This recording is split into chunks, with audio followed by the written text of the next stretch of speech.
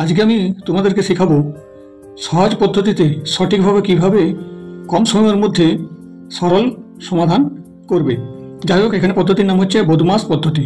এই পদ্ধতির মাধ্যমে এই অঙ্ক সমাধান করব। এখানে বদমাস কথাটির অর্থ B for brackets, O for order of power, D for division, M for multiplication, A for addition. এখানে প্রথমে কার কাজ আছে? ব্র্যাকেটের। তাহলে আমি অঙ্কটি যখন এগিয়ে যাব তখন আরও বুঝতে সহজ হবে।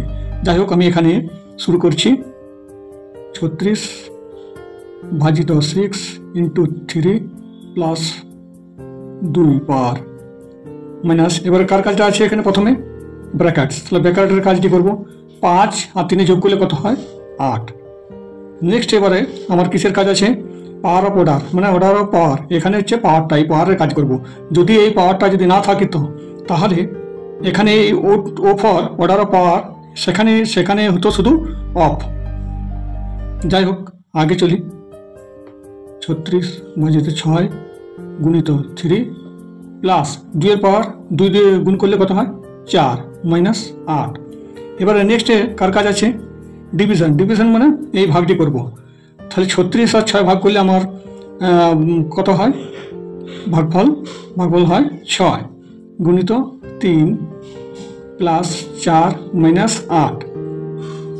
এবারে আমার কাজ আছে কিসের? না মাল্টিপ্লিকেশন। মাল্টিপ্লিকেশন মানে এখানে আছে গুণিত, এই যে মাল্টিপ্লিকেশন এর কাজ আছে। 3 6 18 প্লাস যা আছে তাই লিখে দেবো 4 মাইনাস 8। নেক্সট আরও আছে। এবার কার কাজে আছে? এডিশন। এডিশন, ঠিক আছে।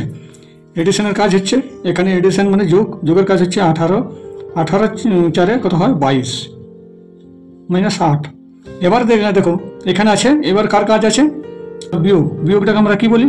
সাবট্রাকশন। এখানে হচ্ছে এস ফর সাবট্রাকশন।